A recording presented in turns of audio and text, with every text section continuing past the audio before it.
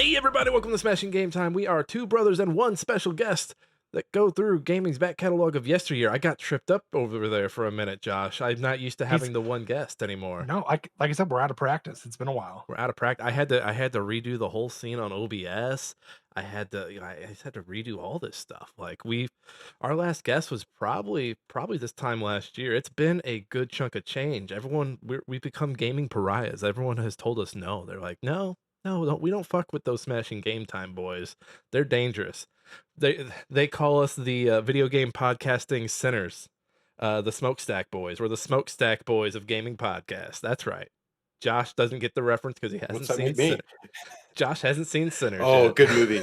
I have not yet. Mark, It's on does, my list. Mark, does that make you the guy that sells that sells us the building at the beginning of the movie? Oh man, you're gonna make me that guy, huh? Okay. No, no, no.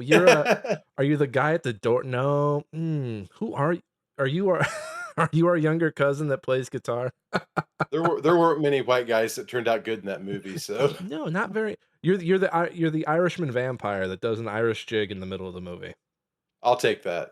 That I think that works. We're gonna be talking about a lot of independent video game media and how life sucking it can be. So you're there. You go. You're the you're the vampire.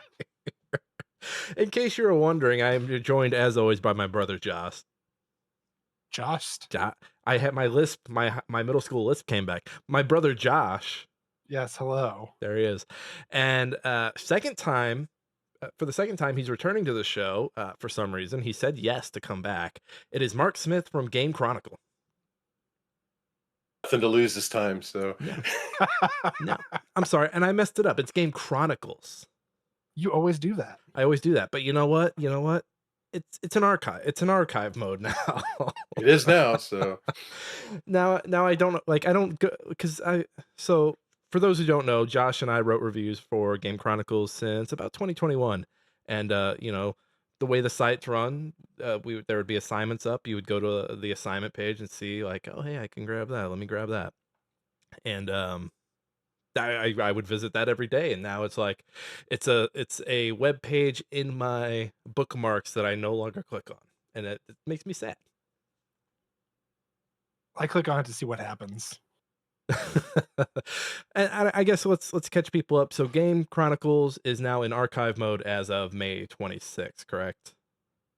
correct, yes. Which, by the way, you announced that a year out, and it kind of just you Well, blinked and it was here. yeah.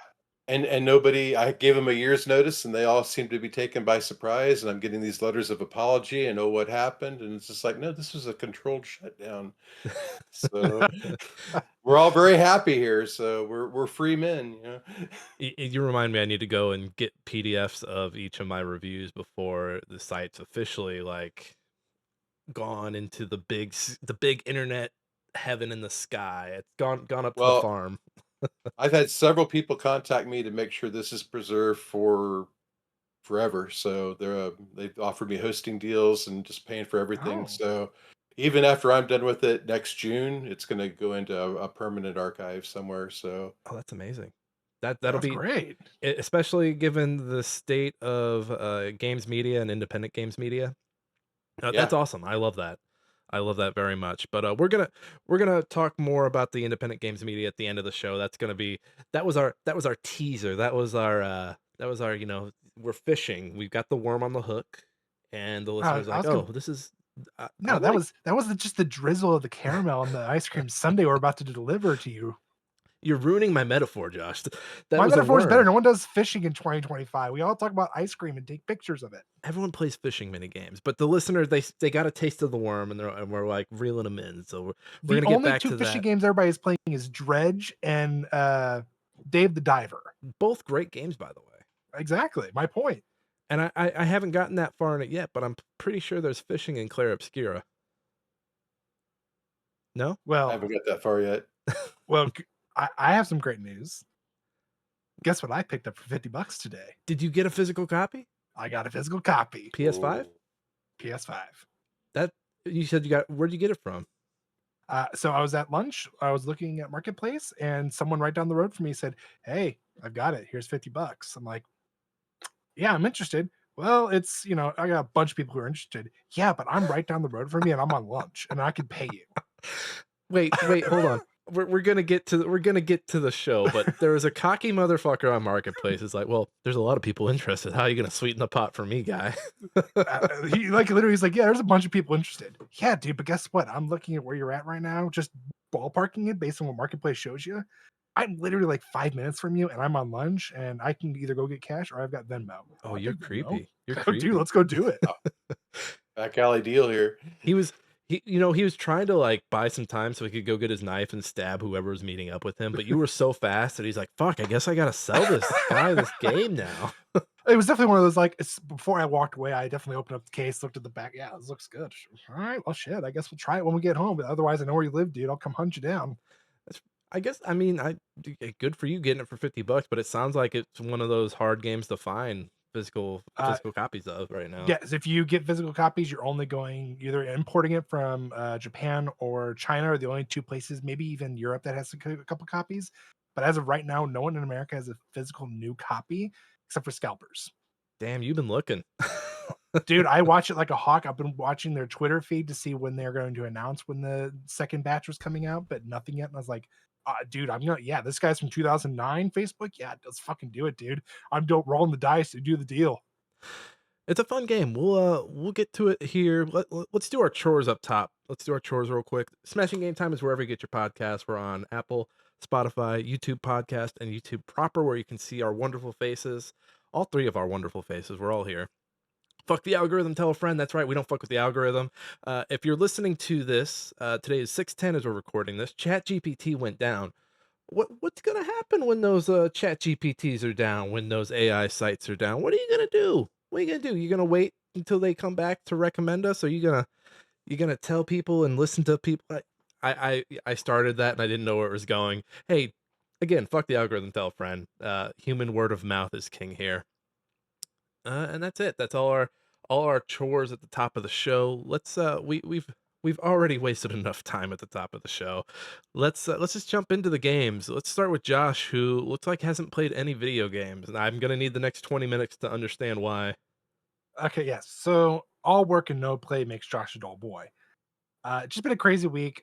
So obviously Nick coming over Saturday to get you set up with your emulators and your games, and then going to a graduation party. Sunday was uh what was Sunday?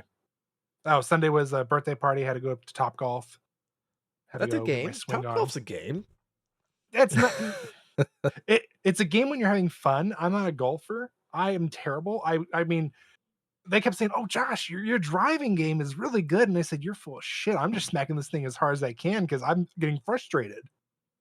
I think Top Golf is better when you're drinking. When you are stone cold sober, man, I can't talk tonight. When you're Dude, stone cold sober, you're just like, man, I suck at golf. I was 3 Dr. Peppers deep, and I was just struggling. And there's no bumpers. Like there's no bumpers alternative. Like if you're bad at No, bowling, you can put the bumpers up. If you're bad at Top Golf, you're just I guess maybe you can have fun in falling off the top tier. yeah, which we were, and I was like, "Man, it's tempting. I'd be on 9 o'clock news." But no, of all seriousness, like, not only is it depressing seeing how, like, I was just slicing it to the right and hitting it every time, but even if I was like, "Oh, I think I see it," and just lie and say, "That's my ball right there," you have a little monitor showing you where your ball went, and it's like, "Oh, yeah, I can't really lie about what happened." I have to be like, "Yeah, no, that was me. I lost it in the clouds, and it just sliced immediately to the right and hit the person out there trying to pick up golf balls." So long story short is that you want to play golf with friends to get up on your golfing, and No, if anything, I wanna find my nearest putt-putt golf area and just burn it to the ground. putt putt's fun. Leave putt putt alone. Putt-putt starts it all. You're not That's how wrong. you get About your PGA people. They like they think someone goes, "Oh, your putt game's great." And they're like, "Oh, maybe I should actually go do some golfing." No, we're gonna stop that right now. Only rich club members should be doing that stuff, and even then, I don't want that near me. Yeah, Take Josh, it to white suburban. you'd be lucky to caddy. You're right. Get the fuck away from golf, Yeah, Josh. I no, I wouldn't even caddy. I'd rather because it's boring to watch too. I don't understand the fascination of it either, but Mm, I you've digress. still got your Quest, right? Your Oh VR. yeah, of course. Walkabout mini golf. That's the only golf game you'll ever need. Am I about to download a golfing game on my Quest? It is such a physical one-to-one representation, you will feel like you are really playing golf. It's incredible. Am I gonna need some type of, like, attachment for Oh, the, no? I can just no. do it straight, okay. Alright, well, I No. guess I will have to do that this week and then either tell Mark he is a genius or have to, hold the box that has his address and pay him a visit. Josh, get a second headset and I'll join you on the green. Well, they've just repackaged it, and it's got all like, about a half a dozen new courses built into it now, so it's the Ooh, best it's okay. ever been, and we can play online, so it's got, in-game multiplayer chat and everything. Oh, man. You know, Mike, Josh, maybe when you and I go frisbee golfing this weekend, maybe like that'll be like what convinces you, like, man, that was a lot of fun. Maybe I will download this golf VR game. either that or we just don't go. We're going. I said no matter how bad it's raining, we're fucking going. Hey, you don't have to convince me, you have to convince the 2 other people who are like, "Oh, it's gonna rain. Maybe we should just give it a rain check again." They may be the two flakiest people I know right now, but they're going. They don't know it, but they're going. At the rate we're going, it sounds like it's just me and you. Maybe we should just invite Mark because we have a better chance of getting Mark to go. Mark will fly you out. We'll play some frisbee golf. We'll have a good time. Sounds like a blast. There we go. All right, Josh, your fun week, your fun busy week being a dad. That's fun. Let's jump over to Mark, who has a list here. Let's just jump into it. I see this first game, and it makes me think of Bionicles, like the Lego Bionicles, but I'm guessing that's not what that is. No, this is more, Bionic Bay. It's more, remember the old game Inside or, all those silhouette side-scrolling games? Hmm. It's Yeah. very much like that, but a lot creepier. You're like a miniature guy in a giant machine world, and it's just very creepy and very contrasty. Ooh, I like the yellow on black. I that's a it's a fun decision because it feels like all those games, like they all played Limbo, and they're all like, "All right, you got to be the black and white. You can't deviate from that." Oh, maybe we'll put a red eyeball in this thing that's kind of like the spider from Limbo, but it's not the spider from Limbo. Yeah, I do like the look of that. Oh, I remember this one now. Okay, yeah, this looks really good. yeah. Was this one that you were considering reviewing, Josh? No, I remember seeing, like, it was one of those, you know, like, every once in a while when you're on TikTok or Facebook watching videos and, like, you'll get, like, all these game like, not ads, but, like, they're hyping up the media for it. Yeah. I saw a lot of this one. Okay, I'm seeing some more screenshots of it now. So it's not just the yellow and black. It's like it's got all the It mixes it up pretty well. it's kinda So looking like Ori to me a little bit, just from a look an aesthetic standpoint. a little bit, but it's very linear. You're never going to backtrack or come back for alternate paths or anything. It's a very straight run through. You're not running from, like, gushing water that will flood you. There are a couple chase scenes, but nothing terrible. Like it's very challenging though.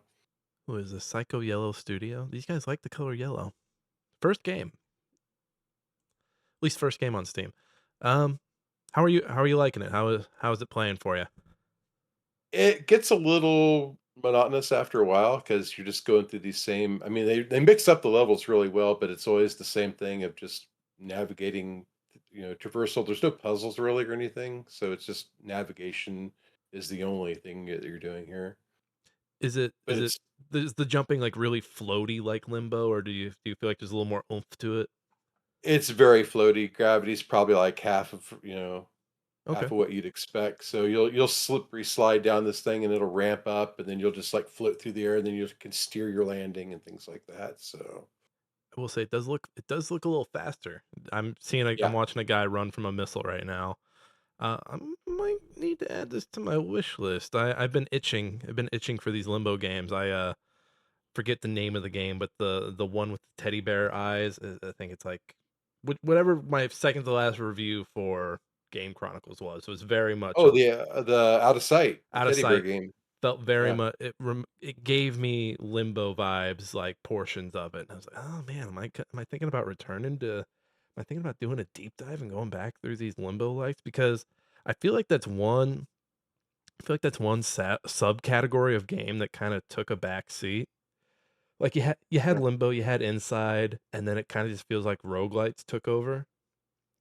and but people were still making these like limbo type games, but you just don't hear about them as much as like say like your Dead Cell knockoffs or Right. just some other games like Hades knockoffs as well. But I mean, if I went through my Steam library, I could probably count like 4 or 5 games of this ilk that I haven't played. Like another one that comes to mind is Planet of Lana, which I have played Yes. and beat. But And a sequel's on its way, sequel, so that was like one of the big surprises. I was like, wow, really? Like cool, but wow, okay. But yeah, for every game of that ilk that I can name, there's probably 10 sitting in my library that haven't been touched. But glad to hear that you're enjoying it. Oh, I lost my list because I'm enjoying the. um, well, South of Midnight's the next one, and you guys have been playing that one, Yeah, so and we're getting I ready don't for ha Godi So, and I started this game back in April when it came out. Got like 30 minutes into it, and I was like, I'm gonna come back to it. And then we got stooped into Alan Wake for the past month, the past month, which it took some time, but I've now beaten South of Midnight. Have you beaten South of Midnight, Mark? I'm on chapter 13, Oh, and how many you're right am there. I close to the okay, Chapter yeah, 4. And there's 14 chapters, but the last chapter is like you walk into a room and it's over. okay. So I you just did some big, cabaret dance number with, the bone guy, okay. and then I found my mom, and I'm not giving spoilers here or anything, but yeah, I reconnected with my mom, and then I chapter 13, and that's where I'm at, so Okay. I'm Oh, yeah, like, I'll I'm loving it. What are your thoughts on it? Are you like guys liking it or so I will avoid spoilers. I will say those last 2 chapters, eh, eh. The thing that really awoke the game, like I love the setting, I love the character. I think Hazel's a great character, well written, very fun character. Uh, Another game that this reminded me of, not from a gameplay standpoint, but from a setting standpoint, was Norco a few years ago. That click and point Mhm. adventure game set in Norco, Louisiana. Sci-fi, like floods, robots everywhere. You were looking for your mom. Just remind it has that same kind of eerie sadness throughout the game. I didn't realize this game was gonna get super sad. I had no idea going in. The whole game is super sad. The It's just like whole game. I'm like the swamp therapist down in Louisiana trying to cure everybody's bad dreams or something here. It's just insane. You're punching in. Uh, You're like, all right, Mr. Tree Man. What your brother locked you in a tree? I'm sorry. That's really sad. Let me help you. But it is a beautiful game. I like the through line. It's essentially that saying like, laugh together, cry alone. It's essentially coming back to like, well, we should cry together. We like crying alone like leads to nothing but pain. And I mean, I've got so much more I want to say about it. I don't want to spoil anything for you. I think something that really awoke this game for me as I was playing it was that it's Prince of Persia: Sands of Time. Once you really peel back the layers and look at it from a gameplay standpoint and a mechanic standpoint, this is Sands of Time. yeah, There was a portion of the game where I was like, they're gonna am I gonna get to rewind time? even to the part where you're collecting the powdered memories in your little jar. That's kind of Yeah. very sands of time. So And then but then you do there is a flashback where I was like, "Oh, it's happening. Am I controlling time?" Like, you've already seen this part, so I don't think I'm yeah, spoiling anything. But I was like, "Oh," and that last chapter where that happens is really cool because again, I'm sitting like you're fighting enemies, which I I love the enemy variety. There's about 6 different enemies you fight throughout the game. They're different enough like, they all look very similar because 'cause they're just slimy, little taint yeah. guys. Did I say taint? I think they're haints. They're slimy little taint guys. I liked how they changed it up though, and they'd have like the one guy that would be shielding the one from Mhm. across the arena. But that was the only thing I really got kind of bummed out about on that game was about after chapter 6 or 7. It was just got very repetitive. I mean, the same arena battle after arena battle, and I've pretty much maxed out my character tree, but I still use the same attacks over and over again. Right, and I Double jump, ground slam is boom. I spam that thing until they're all dead. that's yeah, one of the best, especially when you get surrounded by those fast guys, like that first enemy variant you meet, and, Yeah, it's funny that it does get repetitive. It got to the point where I forgot that you can hold X to do, like, an AoE attack, or not an AoE, but, like, Why? Yeah, yeah. a ranged attack. I completely forgot about it. I was like, "Oh, yeah, I can do that." I had just been mashing X and using my different powers. And I was like, "Oh, fuck, this has been here. I probably haven't used this the last 8 chapters. Whoops." Not that it's a really good attack or anything, but I just gotten into the button mashing mode of myself and just hadn't stopped. I do like the powers. I do think it's cool that you can use your little puppet guy to control one of the enemies to fight along you to help control the herd. The boss fights are fun as well. Uh, the music, Josh, watch out for this one in the music. This music is Yes. amazing. I'm always a sucker for good music. Like it's very it's bluesy. There's The lyrics. the lyrics are just the Oh, lyrics are telling you what is happening. Yeah. It's amazing. Two-Toed Tom is stuck in my head. You're fighting this giant island-sized alligator. Two-Toed Tom, Two-Toed Tom, and it's good. It's I think it's I wanna say it's between that and the Benji song for me that are my favorites, but I'm thinking, like, other levels, and I'm like, "Oh, no, this is really good." I will say the one part of the game besides the repetitive combat, I don't like the chase scenes in it, where you're getting chased by the darkness. Yeah, that seems to be one per level too, just like everything else that with the repetition. But have you ever looked back during the chase? I do, and it's just like, oh, he's a big floating purple thing that you can kinda Yeah. see through. But it's also annoying because, you can kinda so to set up the gameplay, uh, you'll go into an area, and this isn't every level, but this is most of the levels. You go into an area, you'll meet a really sad person. There are things called stigmas around the island or around the level, which if you look up, you'll see them like, in the air, like, it's just this black sludge floating through the air. Really cool looking, really beautiful looking game. Uh, swampy, s spooky, it's spooky, Yeah. and so you'll go around, you collect these stigmas. Every time you collect a stigma, you get a flashback about that character, about why they're so sad, and you'll click but depending on the level, you'll get 3 or 4, and then after you have all of them, that helps you, like, help that character, lock away their not lock away, but come out about, like, why they're sad and, just bring some light back into the area, and, when you click that 4th one, the main one of the main monsters of the game comes out and chases you to a bottle tree where you so all these stigmas you have are in this bottle and you need to get it to the bottle tree to like unlock these memories. And it chases you and the chase scene is like nonsensical. Like it completely dumps the map that you're on and it has this set path and you get to the tree. The annoying thing is like I would get to a stigma, beat it. And the cool thing about when you unlock an area in a stigma is that, like, it unlocks, like, some extra areas around that where that stigma was. So when you unlock that last one, you have to retrace your steps back to it to go find the stuff, which I just thought was annoying. The chasing was fine because the chasing would be like the one time where it's like, "Oh, the game completely forgot I could wall run for a while. Oh, here's my wall running. It's back." Yeah. Thank goodness. It's back. I'm so happy. But no, otherwise a good game. I love it. Easily in my top 10 for the year so far. Right up there, Splitgate or Splitgate, Split Fiction. So we got to work on naming these games, everybody. It is getting confusing. So But now that we've exchanged details, Mark, when you finish that, let me know how you feel about that ending. okay, yes. Uh, So Doom Dark Ages, that's the other one I've been playing. And I'm only halfway through that, and I've been playing that quite a bit, but it's pretty hard. do you So did you play Doom 2016 and Doom Eternal? I did, and those were okay. This is going back to old school Doom, mhm. which I really like. Especially with the new shield mechanics that you got now. You can whip that thing across, and it's the flow of this game is unlike anything I've ever experienced before. It just feels really, really original. It I've heard the dragon portions of it are probably Is it? the lowest of the whole thing, which is understandable. It's a whole new mechanic, but I mean, do you think it really throws it off its game, or do you think it's more of like a sets the It's pace? it's not as good as Horizon Zero Dawn. The Burning Sands Yeah. flying that, yeah, that was perfection, and this is Yep. pretty janky.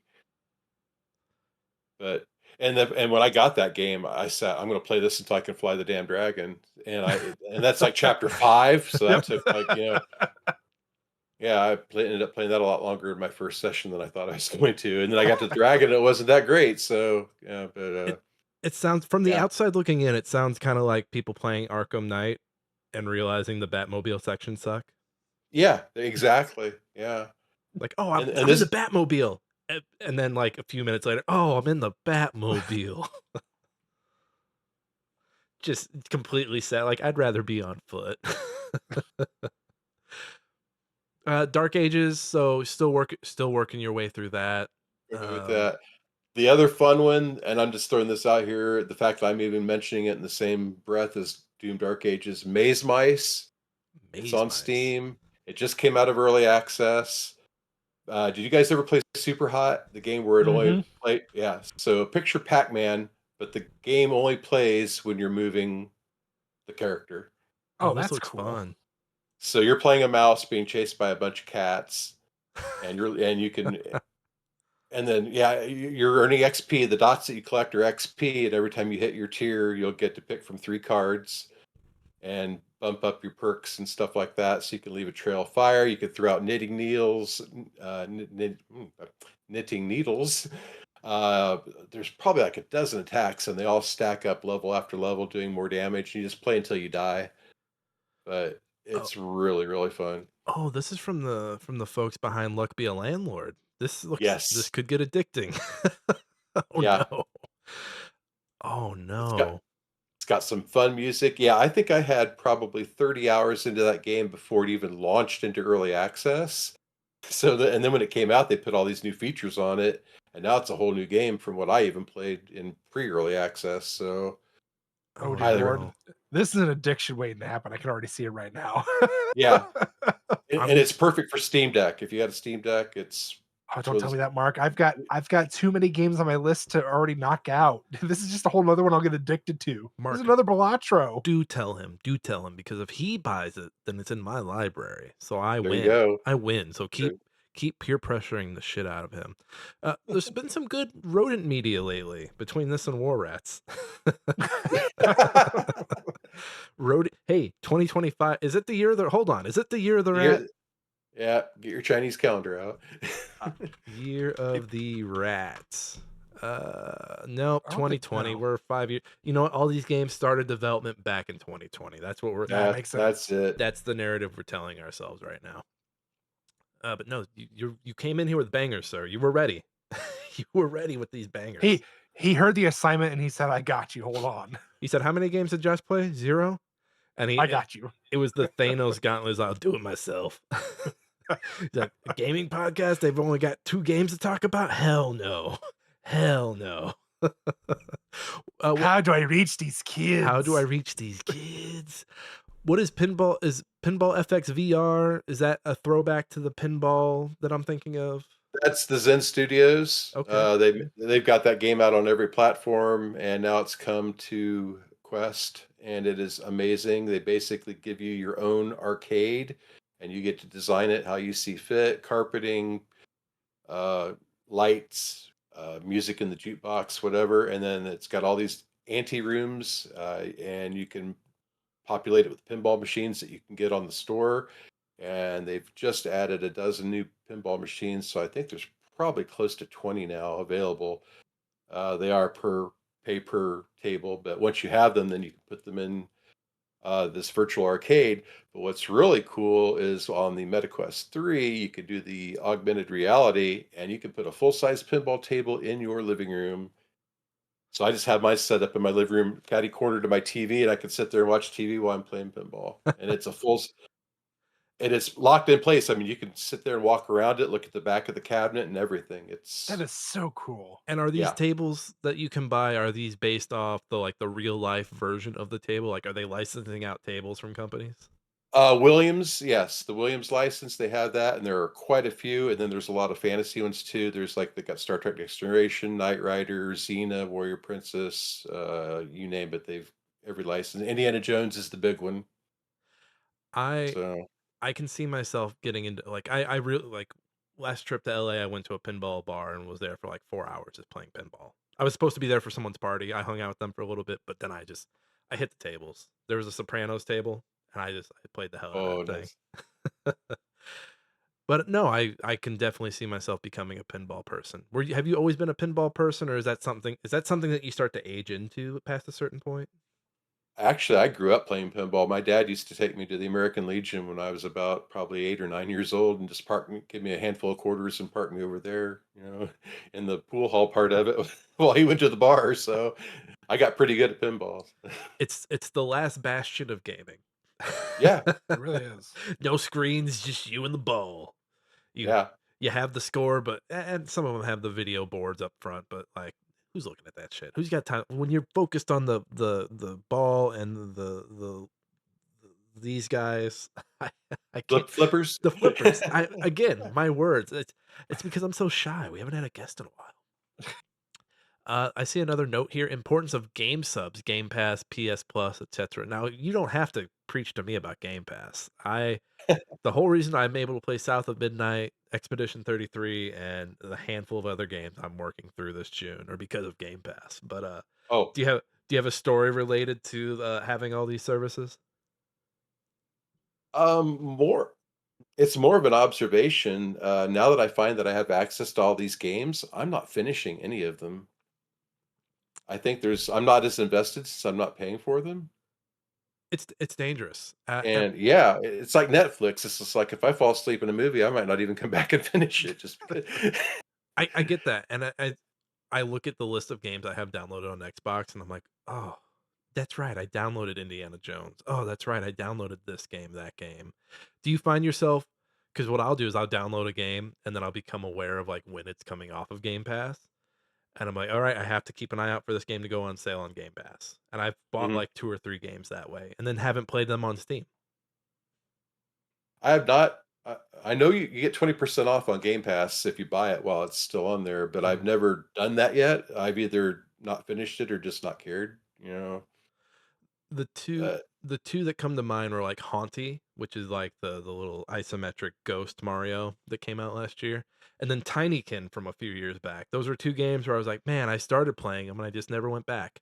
I'm gonna go p- $10 on Steam. Bet. Let's grab that. And now they're doing the same thing on Steam they did on my Game Pass. They're just sitting there. yeah. Sad. Yeah, and it's embarrassing. I did an inventory of all my unfinished games the other day, and it's over 3,000. So I won't live long enough to finish everything Oh I've got. Jesus. Oh, our I actually just mortality. Our mortality. uh, Are I you just did my Steam and my Sony, and I'm sitting at 1,200 right now. oof, I'm at like 700. But I think the list of games that I haven't played or reviewed is getting longer. There is like a version of Letterboxd for games called Backlog that I want to start getting into, just to, like to help track stuff better. Because I mean, with the comics I'm collecting and all movies I'm watching, it's a fun way to like just kind of keep tabs on what you're doing instead of just mindlessly like taking something in. And that's why I liked writing reviews for Game Chronicles because it gave me something like how did you feel about, mowing down rats with your machine gun as another rat? Like, well, honestly, pretty good. Honestly, pretty good. Let me tell you why in 800 to 1,200 words. Um, are you downloading the free games on Epic every time they come out? Was really hot on that for probably the first year or 2, maybe 2 years they did that, and I don't even think about it now. I even had a reminder set up to beat me on a Thursday when the new games come up, and now I go there and I look every now and then, it's like, "I don't want that," I'm not gonna add it to the library.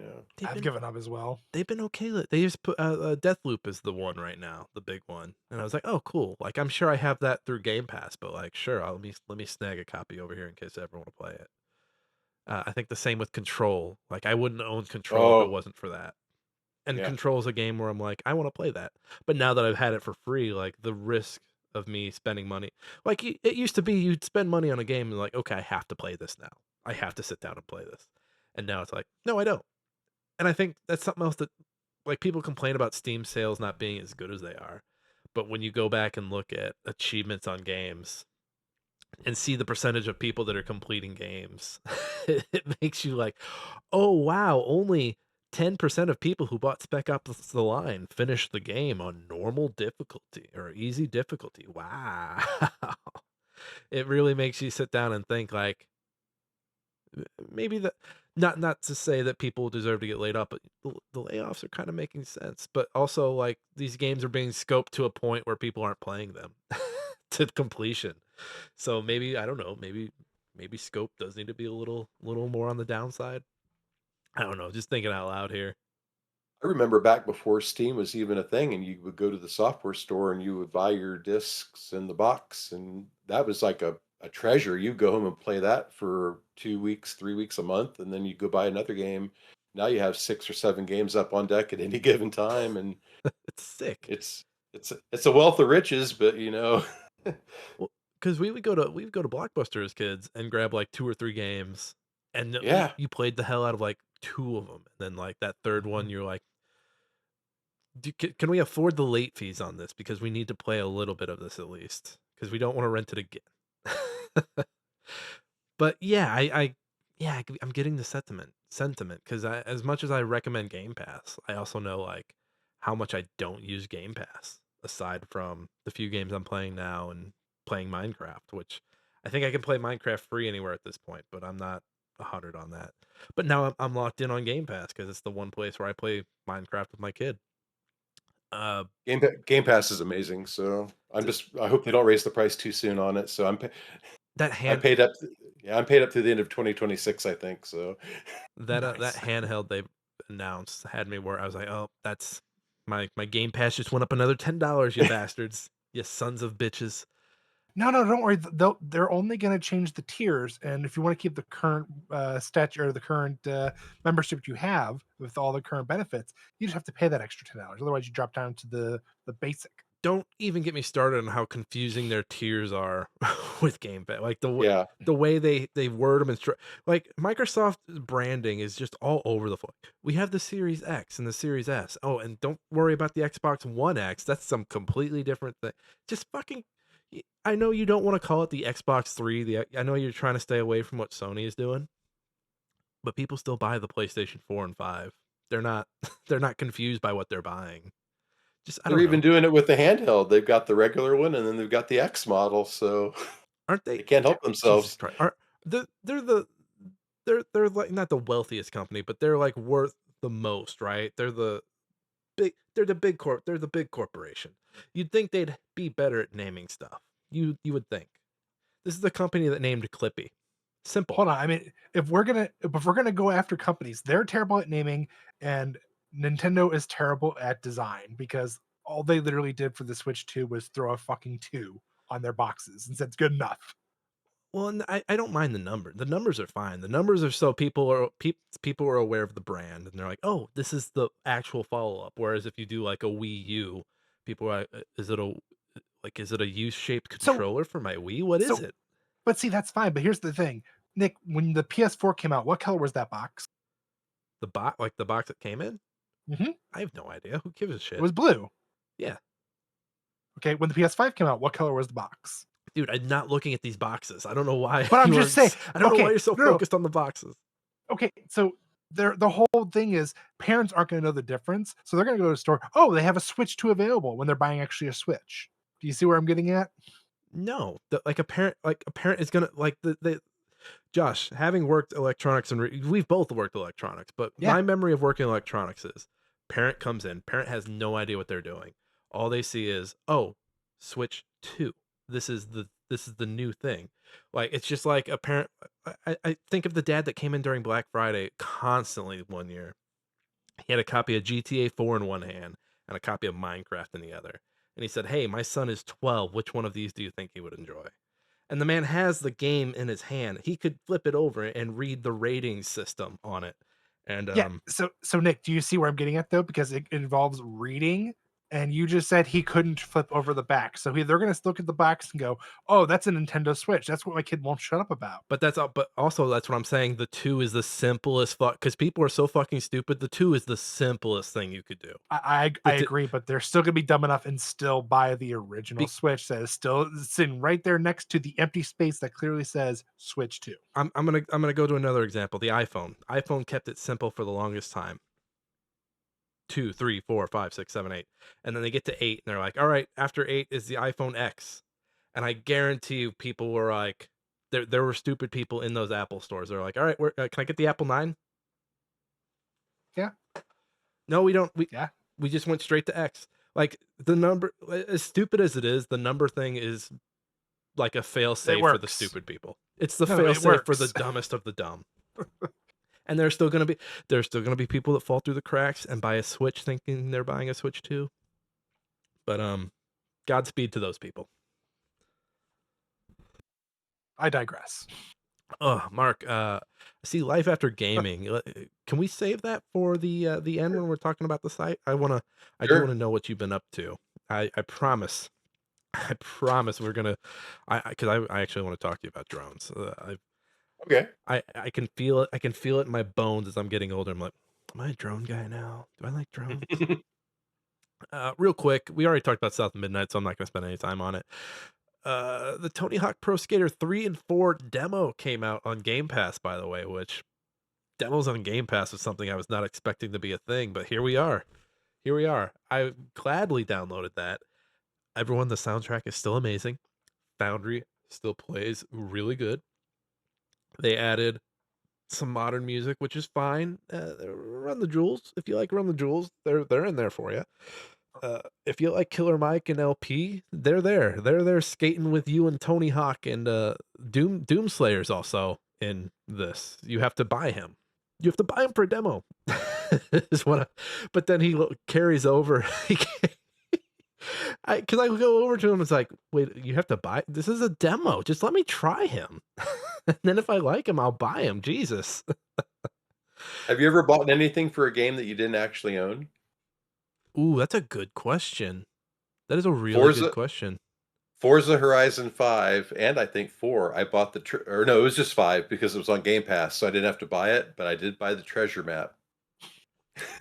For but if that game ever goes away, I have a treasure map with nothing attached to it, so I You're think rich.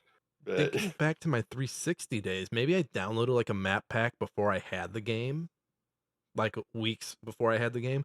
But other than that, I can't really think of anything where I bought it for. No, I'm gonna be thinking about this while I bring up this next game. But yeah, the 3 and 4 demo is fine. I think the full game comes out a week from the day this episode comes out. So I'll be excited to check that out. I never played 1 and 2, but I do want to go back and do 3 and 4 because I played the hell out of 3 on GameCube. That was probably Well, I've got 1 and 2 here whenever you want to play it for the PS4. PS4. I have to dust that thing off and add like 2 years worth of updates to it. So once it's That's done okay. updating, by the next time I see you, it'll probably be ready. A real quick one I don't have on here. I've been playing Burnout 3 thanks to Josh coming over and putting that on my computer. And I do need to get set up. It runs a little rough, especially when the race is getting heated and there's 2 or 3 cars and we're like just bumping into each other and it's getting real dirty. And yeah, it's a fun game. It's really good. The music is very much 2004, 2003, and it's a jam. It's a fun little game, and I've been playing it with my son, and I constantly have to remind him, like, "This is fun. We do not crash cars in real life. We don't do it.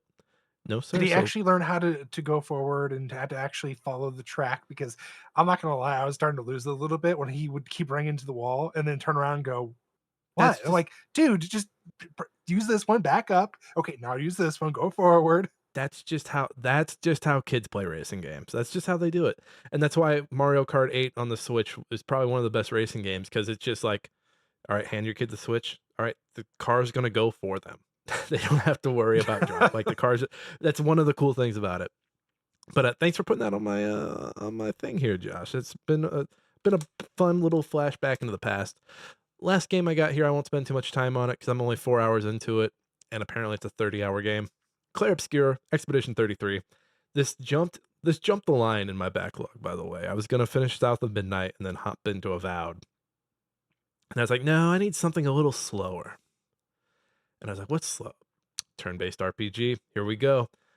And I've never played Persona, but I am getting Persona vibes from this. The way the menus work. Uh, Josh, can you dodge and parry in Persona? No? You just sit there and take the damage?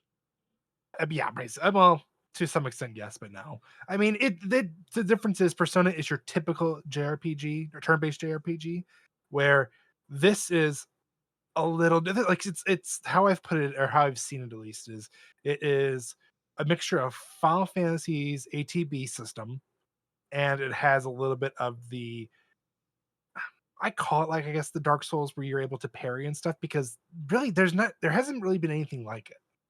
It's It's like fun. a I like it whole because yeah. normally I play games like this and then like, oh hey, here's a monster I can't beat. Oh, it just swung its sword and killed my whole party. Now in this, like if that happens, oh my party can jump over that attack and then parry it mid jump. Really cool. And then every character has their own little special thing. And I'm blanking on everyone's name right now. They're very French, by the way. Hey, it's a French company. I think the main character is Gustave or Gustavo.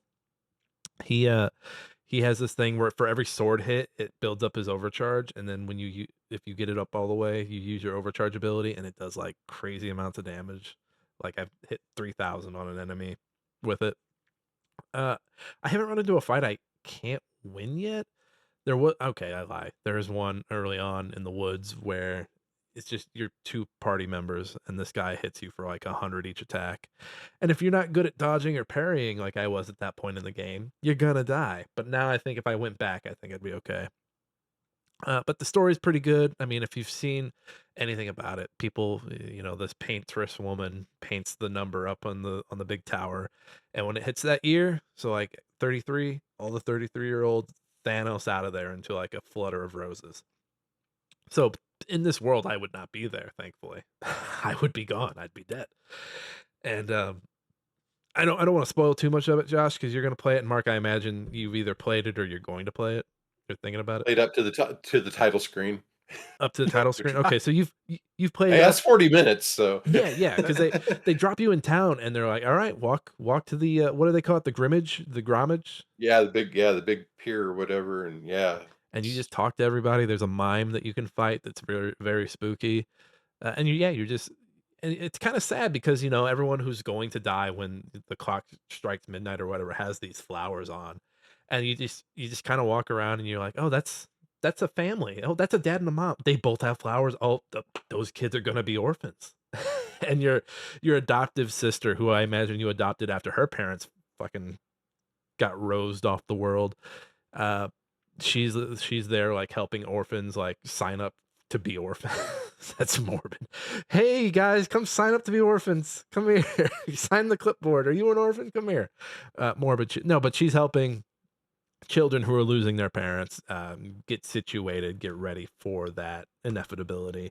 And, there's just, like, this sadness, like, your love interest or no, Gustav's love interest, she's one of those people that's getting ready to get, like, vaporized off the world, and she runs into an old friend who has a kid, and this woman is wearing roses, and she's like, "Oh, you" this woman's like, "Oh, you" I think her name's Susie, if I remember correctly.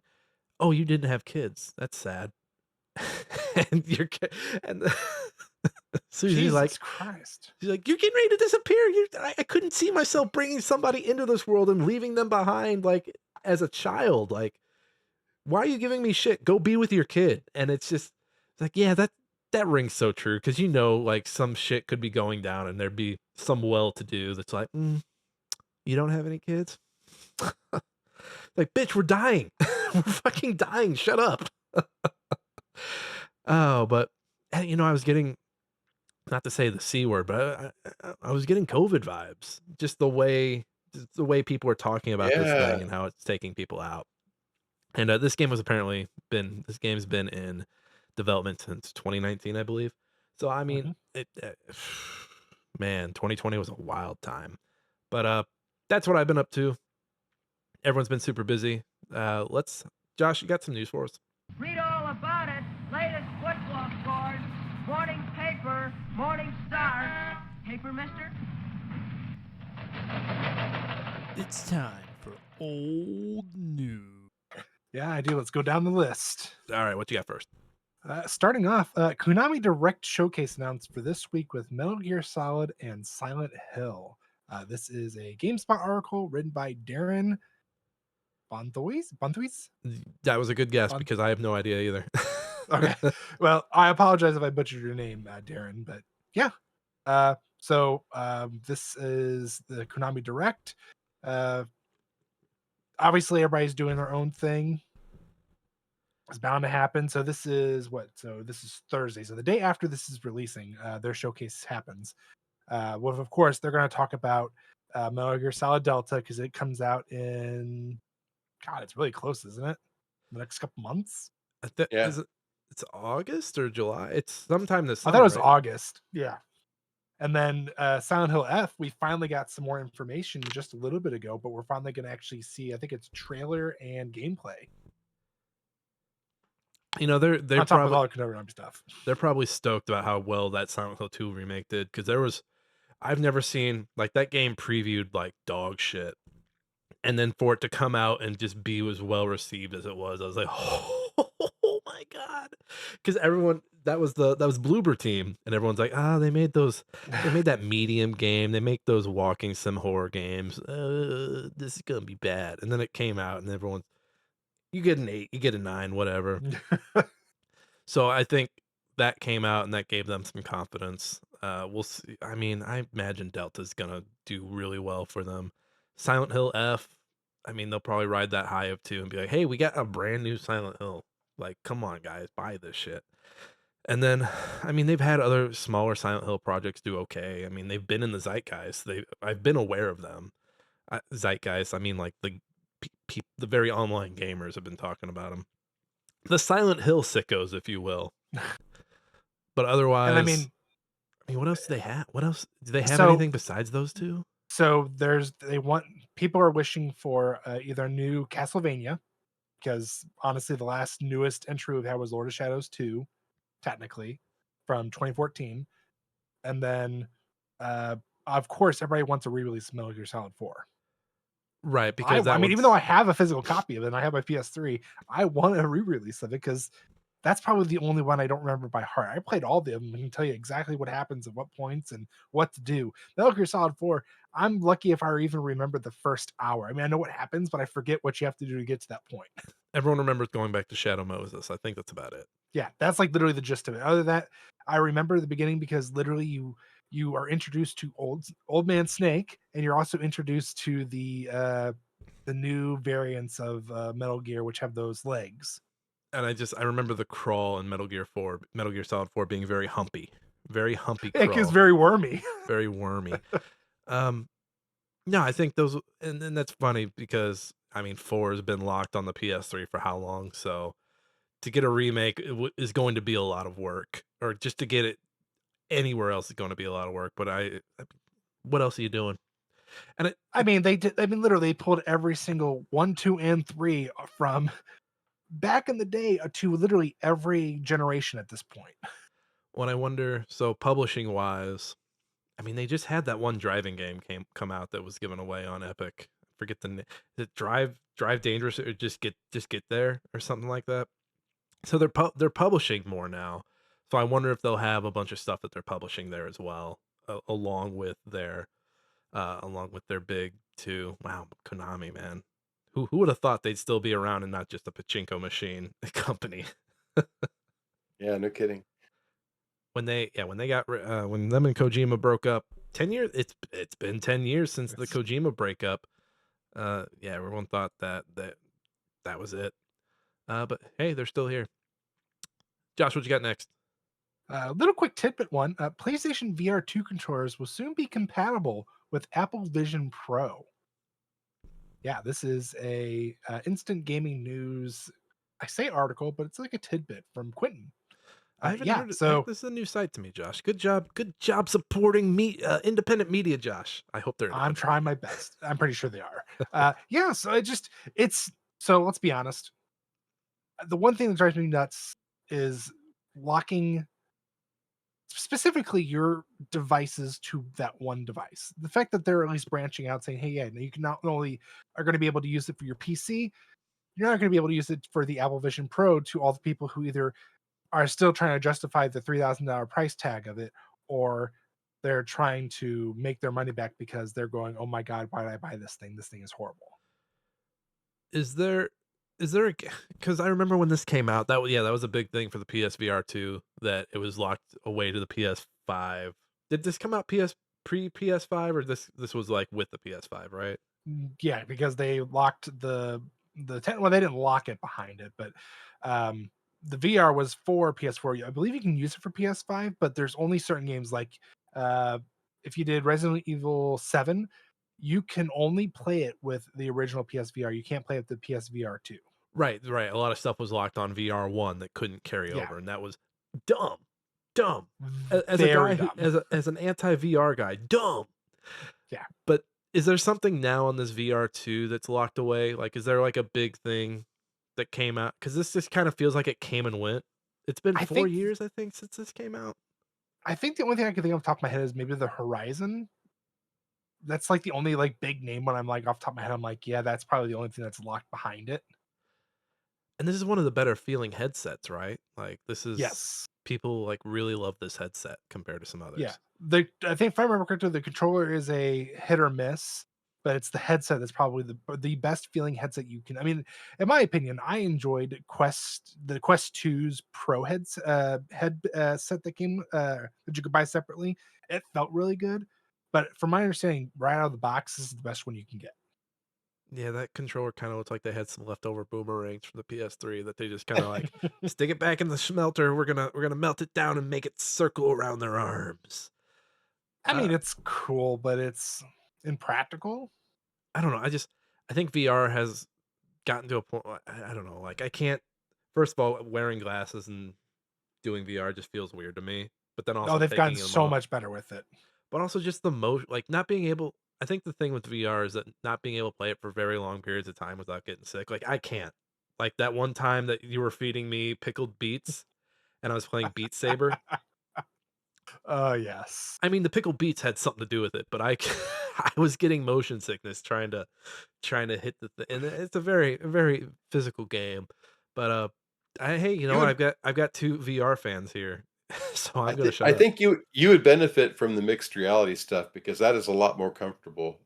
I just got one called VR Slot Racers, and it's basically just setting up race car tracks all around your living room, and you can ramp it up around your furniture and stuff. And then you'll get like a little virtual controller in your hand, like the little trigger controllers, and you can race cars. See, I like Yeah. that. And that's yeah, just building in your own environment. So Yeah, it's the mixed reality is a lot better, and it's not as you won't feel as sick, and it won't hurt your eyes nearly as much, Nick. It's so much better.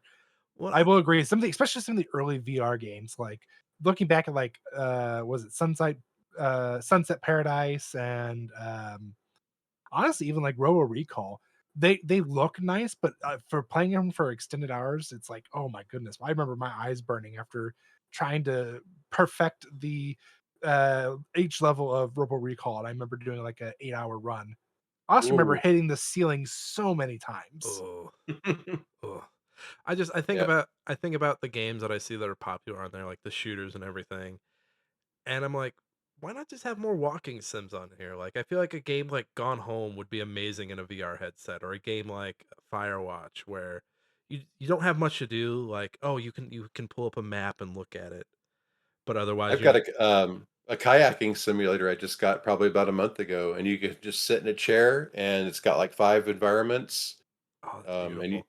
yeah, you can go through like this old, like an Amazon rainforest, and there's temples and stuff, and Oh, it's that's really great. cool. See, that's the kind of stuff. Yeah, I wish that were like even Josh had one that was like you just standing on a roof and like you're planking on the roof or whatever and you're looking down. I'm like, yeah, this is great. I'm sick right now, but yeah, this is great. No, I tell you the one that I was surprised by because I remember before it came out, I did a not a study for it, but I did like a what's the word I'm looking for? Nick, help me out here. Survey or Sorry. whatever. I remember doing it. Like I had to play it for like 2 hours each day for like 2 weeks. It was Gorilla Tag. Yeah. That was by far the most interesting, but the most intense VR game I've ever played in my life. Yeah, yeah, like you had I forget whatever the one is where the robots are running at you and you just have to kind of Robo Recall. is that Robo Recall? That is Yeah, Robo Recall. that was fine, but after, like, a level or 2, I'm like, "Okay, like, I'm just standing here shooting at things." Like, I wanna be exploring, kinda like how Mark is saying with, like, the racetracks or, you're in the forest and you're finding a temple, stuff like that. I don't need to be shooting. I think Speaking of being locked away, the one that I keep thinking of, I'm like, I just want to go back and play it, but I keep forgetting to do it. Resident Evil 4 VR. Oh, I forgot yeah, I forgot I played that. You put me in the hardest part of the game, but I played I that. did. Yeah, I think you did that. You were like, "Hey, I'm in the part where Luis and, Leon have to shoot their way out of this cabin. You wanna play it?" It was like, "Fuck, that's the hardest part of the game, but yeah, I wanna play it." But honestly, it's like it's one of those things where it's like I liked it because just feels like it's more of a horror game. It turned what Resident Evil 4 should have been originally. It Not it saying that's a bad thing. it was spooky. What I want you know what? Tell me when this VR game comes out, let me know and I will buy it. Just VR locked in a coffin or VR buried alive. I'm sure somebody has made one already. I would play the shit out of it. The whole mission is trying to get unburied. Like, you can lay down while you're playing it, and you're trying to Kill Bill your way out. I would I would play that game. You're telling me there's a game I can play where I lay down? Forget my claustrophobia for a minute. Oh, what I'll was that? try this. There is one. I remember God, what was the name of it now? It's not a VR game, but there is one where you basically have to like look and like, okay, where am I at? I'm in a coffin. Okay, I have a lighter. Let's see what else is in here. Oh, there's a rebar stuck in my leg. I can use that to poke a hole into the side of it. All this. There is actually a buried alive game. Well, when it's on VR, let me know and I'll check it out. Josh, do you want to get into some of this state of play Summer Game Fest stuff? Oh boy, yeah, let's get to it on this list. Starting off, we have the state of play that just happened last week. Yeah, last week. Yes. everything happened last It was, week. God, uh, it was. That was I just didn't feel like it was last week because I feel like this came and then the summer showcase came out, and I was like, "Dear Lord!" I Yeah, I couldn't have even shut down the site at a better time, otherwise I'd have been working my ass off last week, so If I wasn't stuck in meetings all day, I would have been watching this. All both of them. I didn't get a chance to. I was in meetings left and right last week. I was like, "Dear oh, I Lord!" was watching it, I just didn't have to report on any of you it, so you're just it sitting was there with your I got bliss. to coffee. enjoy every moment of it. You're Yeah. swirling your coffee. You add a little bit of whiskey to your coffee. You're like, I ain't got to write anything about any of this. uh, so state of play. I didn't get to see this, but I'm aware of some of the announcements that came from it. I think the big one out of this was this where they showed 007 the first time? No, that was summer. Was that summer? Yeah. Okay. What was From the this one, the big ones that I saw. So we've got I believe it's the prequel to Bloodstained Ritual of the Night, which is Bloodstained: The Scarlet Engagement. So oh we're that going back to our that was okay. That was a prequel. I thought for some reason I thought that was just gonna be DLC. no, I believe it is the prequel to it. Okay, Bloodstained's a fun game. And then from there, I know the other big one everybody talked about, which I'm like, this is like the third iteration they've done of it, is Final Fantasy Tactics, Tactics getting a remake. which I mean, I like it, but I'm like, what's going to be different from this one? Because really, if you look at the original PS1 release and uh, the PSP, which is War of the Lions, was they just updated some stuff and they gave you some new classes. That was about it. Did you like the new visuals on that remake? It looked like they turned them into Beanie Babies or something, it was just really No, I weird. mean, to me, it was like, it was really the cutscenes where I was like, this is just, I don't like it. I still go back and play the PS1 over the War of the Lions one, but not that it's bad. It's still the same game. It's just the cutscenes threw me off, and I have a feeling that's all they're going to do with this is just rinse and repeat. They're like, hey, we just need a quick money grab, and we haven't released a tactics game in a hot minute, so let's release Final Fantasy Tactics again, but let's just call it the Ivalice Chronicles.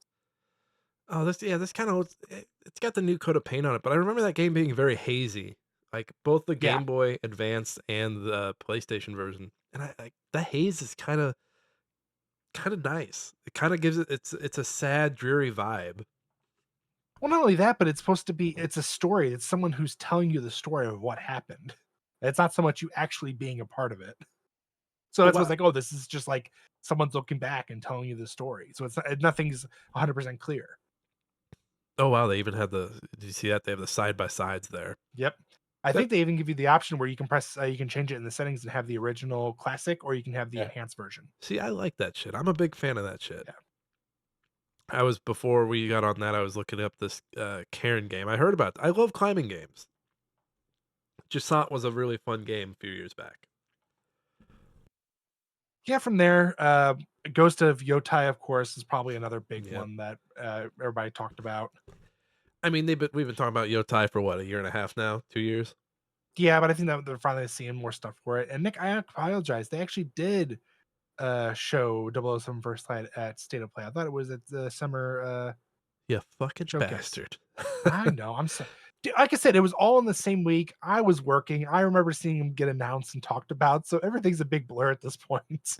People on the internet, the very online crowd on the internet are mad that he is a young James Bond. I don't have a problem with that. Me I'm neither. looking forward to an origin story. Be awesome, I think. So. He It doesn't does have look. to be an origin. I just like him younger at this point because it seems like every time we got him, he's like in his like not his prime, but he's like just over almost about to tip over. He kind of looks like. It kind of looks like they took Spider-Man, the new Spider-Man, out of Spider-Man 2018, and put him in this James Bond game. You guys. That's Tom Holland. I I'm was just getting waiting for the I was getting Kingsman's vibe off of this. So Yes. Ooh, eggy. Ooh, eggy. I'd be okay with that. I I like that. did he win he won the Oscar for playing hell, Elton John, right? I feel Yeah. did he win that Oscar? He won it. Did he? Pretty sure he did. I'd have I'm to look pretty it up. sure. I'd have to look it up because I know that Malik won for Queen, but I don't remember if now you got me curious. Uh, I remember seeing stuff about this Marvel fighting game. This isn't even the most exciting fighting game to get announced this past weekend, to me at least. Josh knows what I'm talking about already, but I already do. Marvel Tokad Fighting Souls. It seems like everyone's moving on from Capcom. Everyone's doing Capcom's thing, and Capcom was left at Capcom's at home sitting by the phone like, are they gonna call? I hope they call. Capcom looks over at who does who does King of Fighters? Is that Namco? Whoever did I say No, Street of that's Fighters? Oh, no, you not said Street of King of Fighters. King of Fighters, yeah. Like, do you think they're gonna call? Like, yeah, they're gonna call you, and then this announcement comes up, and Capcom's like, they didn't call me. I mean, the That's last SNK, isn't it? yeah, it's okay. So I mean, the last Marvel versus Capcom was a little rough, wasn't it? It wasn't necessarily rough. It just, You could say it was rough. I mean, I didn't play it. So. if Tekken beats you, you know you've gone down a grade. Well, I mean, it's the RT. I'm sorry, I'm so RTS brained. Like the amount of people who, when Company of Heroes 3 came out, and they're like, "Oh, this is bad. We're going back to play 2." Like that's just the way it is. Like you'll have people that stick to the new one, but everyone's going back to the one they love. Just like when 2 came out, everyone's like, "This is bad. We're going back to play Company of Heroes 1." How And many people are going back to Battlefront right now? Star Wars Yeah, Battlefront picked up immensely out of over the past nowhere. couple weeks. Yeah, I mean, literally, it was just amazing because someone even like took a picture of like the day difference, and it's like it had like only 2,000 concurrent players total, and all of a sudden jumped up to like 60,000. yeah, Yeah, and that game's for almost 10 years old at this point. Yeah, I forgot about this side-scrolling Ninja Gaiden. I am excited for that. Neo 3, I'm not excited about Mortal Kombat, but I did hear that no. apparently test screenings for the new movie, people are going crazy for the new Mortal Kombat movie. Ooh, Apparently, yeah, I liked the last one. I don't yeah. want people Last to was care. It was amazing. fantastic. there was some good fights in there. That was speaking of COVID, that was an HBO Max release, day and date. Yep.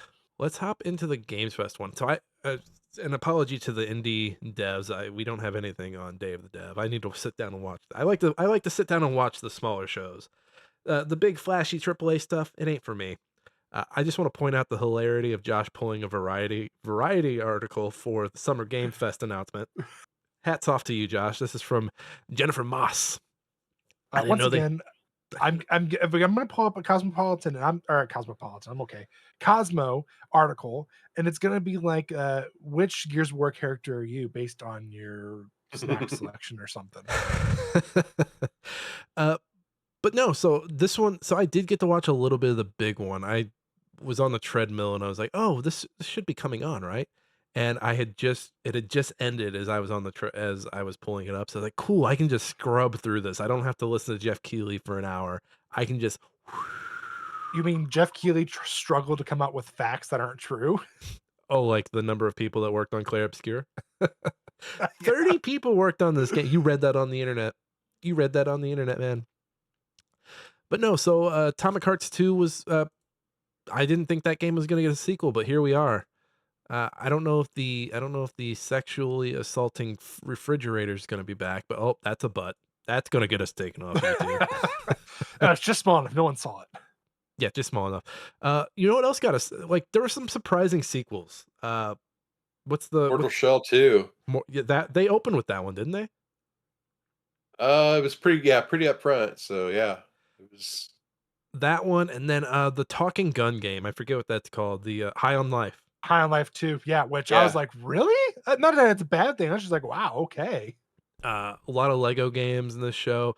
The thing that the two that where I fist pumped. I was like, "Fuck yeah, let's go!" Invincible versus because, I mean, do I have to point that out behind me? Love Invincible, love the show. Uh, Excited for that. Am I good at fighting games? Not really, but I'll have a good time with it. And then Super Meat Boy 3D blew my fucking mind. I could not believe I was like, they're doing it. Like Meat Boy's kind of been stagnant for the last 14 years after the original came out in 2010. They did what'd they do? They did like a knockoff of Mr. Robotnik's Mean Bean Machine, which I haven't played, but I mean it looks fine. It's okay. But then they did a runner a few years ago. Bad. Just terrible. Just awful. Why would you want to do that to yourself? But this looks like good old Meat Boy but in 3D, and I started to get excited thinking about all the indie game characters that could show up in it, like Little Gator. Little Gator could be in this game, Josh. Do you know that? Little Gator could be in the Shovel Knight. He's the most overused, but Shovel Knight can be in this game, Josh. You know what I'm most excited for, honestly? Blighted. Blighted. That Which, honestly looked here it is. so good. This looks like is this a Metroidvania? Yep, it's the same studio that make Guacamelee. What? Yeah, you didn't know that? I didn't know it was them, but yeah. they also did that one game, Nobody Saves the World, and I love that. They are an amazing studio. I will play anything that they make. Yeah, it looks so good. They know what the fuck they're doing. This looks good. I like this. When does that come out? Did they say? Probably 26. No, I think 2026. it's 26. Yeah. Oh, I can feel myself. The body horror game Ill. Oh yes, ill. I keep hearing about that one. I haven't. Okay, let's click around. Oh, Oh, is this? yeah. We need a reaction right now. Is this okay? I'm gonna sit here and watch. Is this zombies? What is this? I'm not sure what it is, but it's insane. No, this looks. Here, can we get some music here? Turn this up for the folks. No, we're not. No, we're not. We don't have audio on there. Joke's on you. You know what? I'm getting Doom 3 vibes from this. Like Doom 3 with the lights on. Just from the slow, like, oh shit. There was a horde of zombies. Now there's a giant, like, okay, so are these giant zombies? To me, it kind of gives off more of like a Resident Evil 7 with the lights on. Okay, so this is from Mundfish. These are the same guys with Atomic Heart, right? Yeah, they had 2 come out for the show, so and this was the other one. And Wow. yeah. It's got Soldier of Fortune vibes as far as like the body detection, like blowing off the arm or the leg, and that one shot they blow his scalp off. So That little kick was giving me Postal vibes as well. yeah, A good Postal kick. Well, now you've sold me. Obsidian was there with Grounded 2. They're also there with Outer Worlds 2, which Outer Worlds and Outer Wilds coming out in the same year. Still, we need to fix that wrong because I get those games mixed up all the time. Yeah, so a lot of bigger games here. Was there anything you guys didn't see that you were like, Wow, where is that? Uh, from both shows, I can tell you one thing that I've seen that I'm tired of people complaining about. They're like, "Oh, it's they want Square Enix to, like, announce the next Final Fantasy already, or they want them to announce the next Kingdom Hearts," and it's like, "Guys, it's not gonna happen. They're gonna wait until the next generation, and then they'll do something." Yeah, the amount of people I saw complaining, excuse me. The amount of people I saw complaining about it being a mid show, I was like, "Are you kidding me? Like, do you really Pretty need good to?" show, actually. It was a good show. Do you really need to be excited by everything? Like, find the 1 or 2 things that make you happy and shut the fuck up. Like, come on. Now, I don't know if I dismissed it or not, but did any of these shows show Marathon? They were too busy stealing, more stuff for Marathon. They'll show all the stuff they stole at the next PlayStation event. Yes. The one thing I was surprised not to see, and I mean, it makes sense why they didn't do it, but I wanted to see some of OD, which is the Kojima game that they're doing with Microsoft. I get why Mm, they didn't do it because they're so close to getting Death Stranding 2 out that it's like, we don't need to mix our things up. Let's wait. So we'll probably see that at the Game Awards, I imagine, because I Yeah. think the last time we saw it was Game Awards 23, maybe, when they had the eyes, like, just the people being afraid in the camera. So I think we'll see it again there, and then it'll be their big thing next year that they show off. Because he's also working on a stealth game also, like his Yeah. Metal Gear follow-up, I mean, he's also working on a movie. and he's working on a movie. So he's a busy man. Otherwise, I mean, I think they kinda overdid it on showing off more of this Gears of War Reloaded, which I just found out's on, uh is on the Unreal Engine 3, which is just like, okay, just why are we oh, sho why bother? Yeah. why are we showing off so much of this game that you have remastered twice now? Like, chill. And they're hinting at, them, remaking Halo Combat Evolved. It's like, "Just stop. We know you don't have anything in the tank with these 2 series. Just knock it off." Like, I don't wanna hear about Gears of War again until it's E-Day. Will I play Yep. Reloaded when it comes out? Yeah. I'm a fucking pig. I'll play, but goddamn. Any other games anyone saw at any point that they wanna bring up? Evil Requiem. Is that's the sequel to the other 2, Plague games, That's right? Yep. no Resident No, Evil. no Oh, Resident Evil. Resident Evil Requiem. I'm sorry. I Yeah. Yeah, heard Requiem and my yeah. mind went to Oh, Re I'm very I'm yeah. very rodent centric after, Mice, Maze, and War Rats.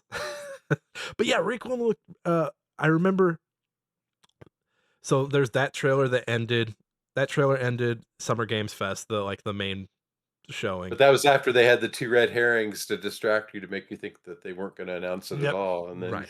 And that trailer ended up being really good, like, showing off yeah. some really cool stuff. They're going back to Raccoon City.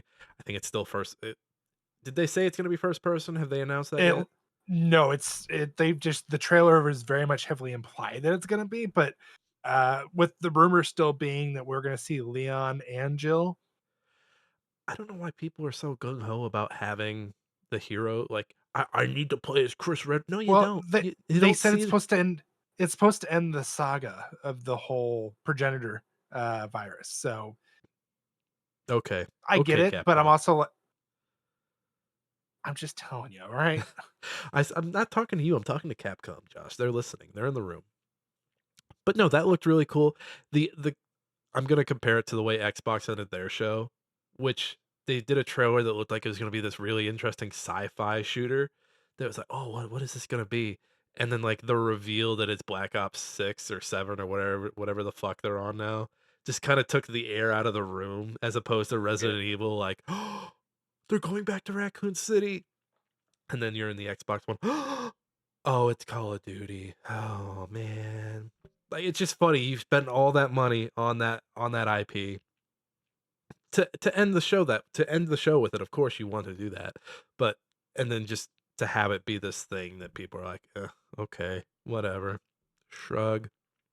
The Lies of P content was a nice little, unexpected Mhm. That dropped day treat. of, right? Yeah. Yeah. So So, that's another one you go back to, which also that one came off of, that one's not on No Game longer on Pass the anymore. list. Nope. Pragmata, that looked good. yes.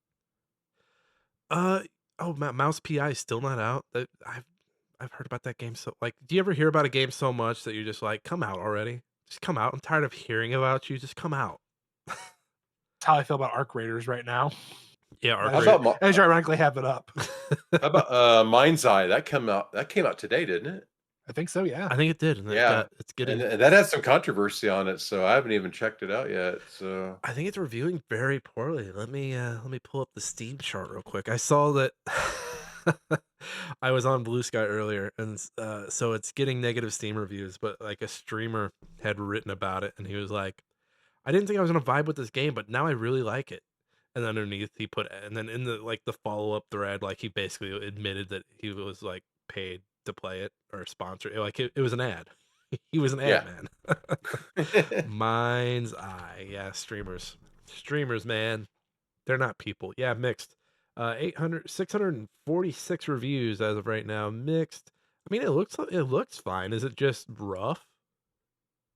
Is it just performance wise, like not working? I think so. I think so.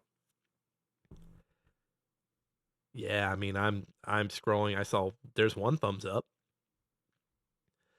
I don't trust the thumb up, guys. I don't Nope. trust them. But also, wasn't this dev like kind of caught in some controversy?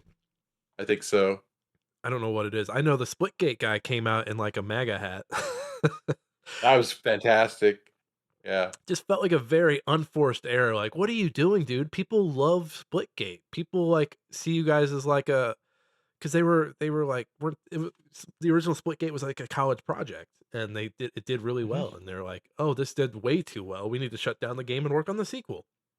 And so everyone's already rooting for you. You have the underdog story, and then you come out in the most underdog type of presentation ever.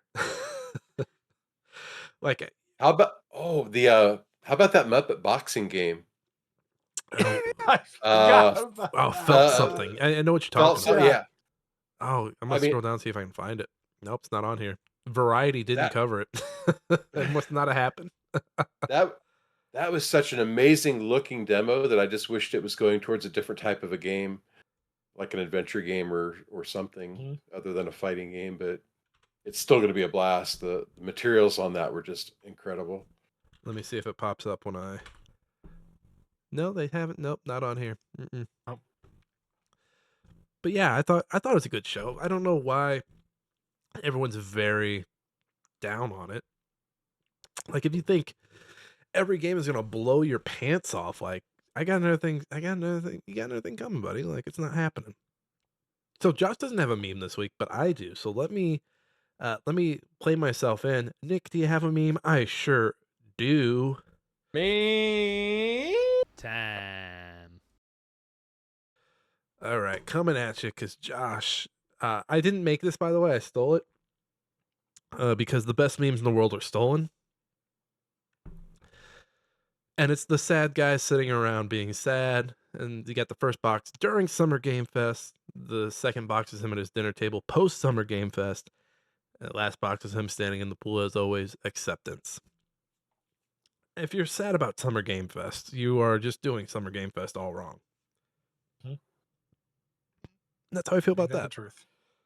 All right, we promised we teased it at the top of the show. Mark, what? Let's start with what you've been doing since you stopped doing games media. What's going on? Absolutely nothing, and I'm loving every minute of it.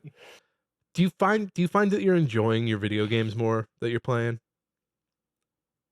You know, I took about 2 so it's about 3 weeks now. Yeah, I didn't play games for 14 days. I just went cold turkey. Just didn't pick up a controller. In fact, I just started playing some of those games I was talking about, the South of Midnight stuff just a couple days ago, got back into it. Mhm.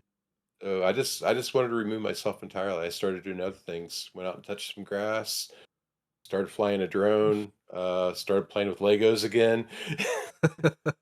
Just anything to So, get away from this, like just not to yeah, have the screen in front of you, right?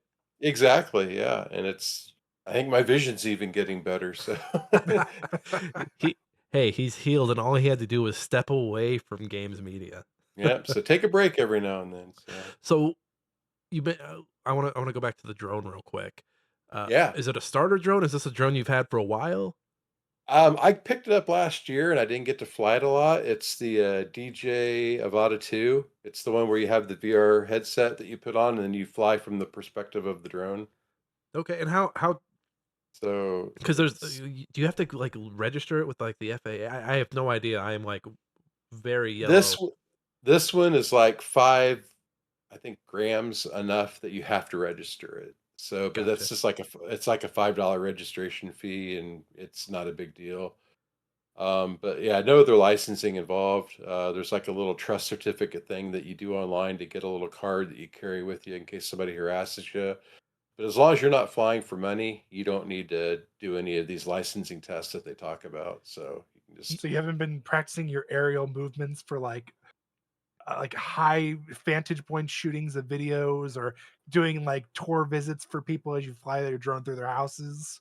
as long as you don't take money, you can do that all day long. But it's, If but you then again, did, I ask, who's coming around asking if you're taking money? So it's not like a policed activity or anything. So That's fair. do you have to keep flight logs? Or is that something no. like safety wise? So like if like a drone in the area like accidentally like I don't know kills a puppy, you're like whoa whoa whoa! I have the flight records. Mine was not in the air. That was a different I, drone. I mean, there's an app that you can get, and basically, like in my area, it maps out, and they just put a new airport over at Purdue University. Well, they didn't put it in there; it's been there forever, but they just reactivated it for commercial use. So the airspace around Lafayette just got really tied down. So there's certain places that I can go now to fly, and there's other places you can't go at all, which is most of Lafayette. Now I have to go to the outskirts of town to be able to fly.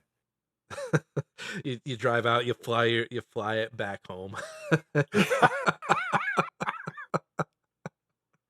You're like this is the one lane of flight I have. Everything else is everything else is the no go zone. That's kinda like what it is. So, yeah, there's just a big bubble over the city where you can't have anything, above 400 feet or because there's other planes coming in for landing patterns that, possible collisions, so. So are you using it for sightseeing and just farting around, going into like Yeah, unexplored areas? yeah, there's a fishing lake that I go out to, and I'll go around and fly around out there. There's a, soccer field, real close to my house, so I'll go fly over there when there's no games going on, so Oh, can't that's fly gonna be over fun. people, so yeah. And then Legos. What do you have a set that you're building right now? I just finished the Jaws. There's a 50th anniversary because the 50th anniversary is coming up here in about a week. Oh wow, Um, I've never seen Jaws. I think I should and watch it. really, oh You've yes, never seen it? Never. Bits and Really? wow. bits and Really? Actually, pieces. Bits and There's like like on four or TV, I'll five of catch them. like a 20-minute mark of it, but I've never like sat down and watched it. But the big one I've got up on deck is the Star Wars Millennium Falcon. It's the biggest set that they've ever made, How and many? it's sitting here just shy of 7,000 pieces. Jesus Christ.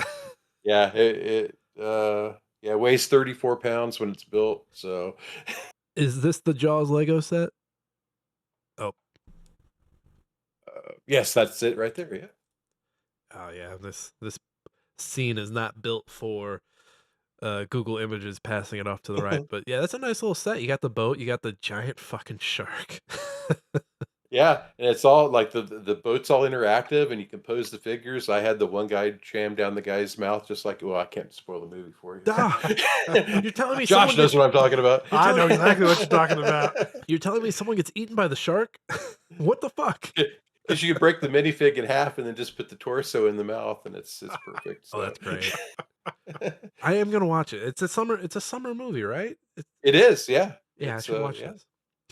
Actually think there's a obligatory like couple of screenings during Shark Week. Ooh.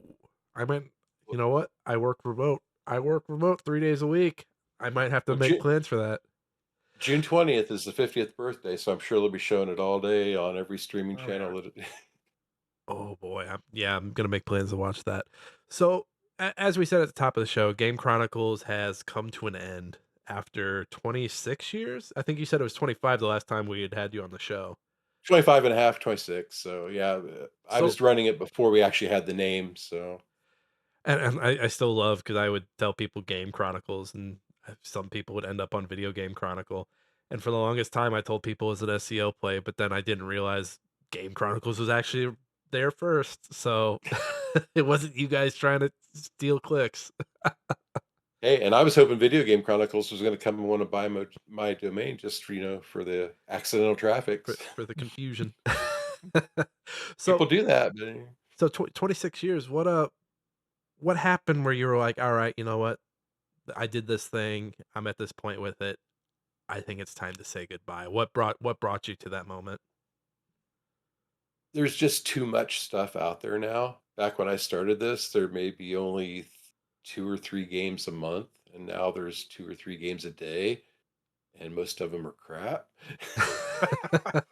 No. And and you can't and you have to review the ones that aren't so good to get the ones that are good, so and And you've I reviewed some mean, bad games, haven't you? So there've been that was my policy with you. I was like, if I keep doing all these shitty games for Mark, he's eventually gonna come to me with good ones, and you did not let me down. You gave me a bunch of good ones. I yeah. I had some bad ones. I tried to avoid the ones where I would click on it and be like, "This looks like these assets are from not this game. I'm not playing this." Oh, see, that was my bread and butter. I was like, if I do 3 of these, Mark is bound to come to me and go, "Hey, since you did all these really shitty games and you wasted your time, here's at least a B graded one for you, so you're not, like, thinking I'm only giving you the shovelware." I got to the point where whenever I saw, like, early access, I'd be like, "Nope. Nope, nope, nope." Unless it was, like, something I knew was gonna be good, I'd be like, "You know what? If I do this, I'm just gonna have to write the follow-up. I'm good." Did so you guys n the I keep saying you guys, but we've been with you for 4 years, but you never on the site, you never got into the guides writing side, right? I would click around the site, but did you ever do I guides? s I started with guides. That's how I got my start back in 1996 doing I've got over 30 strategy guides up. Really? Were you also on GameFAQs back in the day doing, like, the doing the I Word was Word doc, PDF docs? I was, but, Oh, I only did a couple of those. Most of mine are all HTML, and they're highly interactive, so you can jump to exactly if you need to find out what secret item 4 is located on this chapter, it's a hyperlink, you click on it, it tells you how to get it, oh, so that's I love it. did you ever so you it sounds like you got away from it. Did you ever feel like you were gonna go back to the guide side of things, especially as, like, SEO and, like, you see all these other big sites pushing into, more having more emphasis on guides as opposed to, like, the coverage and the reviews? yeah, I knew it was all gonna go to video, and the written guides just aren't cutting it anymore. People just wanna, like, pull up a 30-second YouTube clip and see how to do whatever they need to do and get out. Mhm. So, I was basically writing books on the web, Some of those and I think back to those GameFAQ guides, and those things were thick, like, I mean, oh, yeah. Pull up a Final Fantasy one, you probably got a couple 100, almost 1,000 pages in some cases. I just pulled out the Prima guide for Oblivion the other day because I'm playing the remake, and the guide still works, however many years later, so, Same guide, different game. Did you find, like did you get to a point where you're like, "Man, and maybe it was this point now that where you're at, but was there ever a point where you're like, "Man, we really need to do way more video than we are doing, like, we need to try and get away from the written word because it does feel like there's been a shift away from the written word, and you can have all the indie sites that you want in the world, but it does feel like there's a shift where you write something and, maybe 100 people see it, maybe, 2 people see it, but, it seems like the numbers aren't there for the written word anymore. Yeah, and in my situation, the numbers were actually better for the written word than they were for the, video content because I just couldn't there's a certain level of quality that you have to aspire to have it on YouTube as far as the sound quality, the video quality. I don't like having my thumbnail up there or the camera insert, so I just wanna show the game. Right. So, I don't like to always have to be on trying to react to things because it's never natural, I don't think, so No, and I think that's probably why I mean, for me personally, it was before the movement, but now it feels like those types of videos are starting to get pushed back and people want that no commentary. yeah. I enjoy that. Like, to me, it's like not so much like I some people can't talk, and I hear myself talking like I don't know if people can tolerate my voice. There's some people I'm like that with.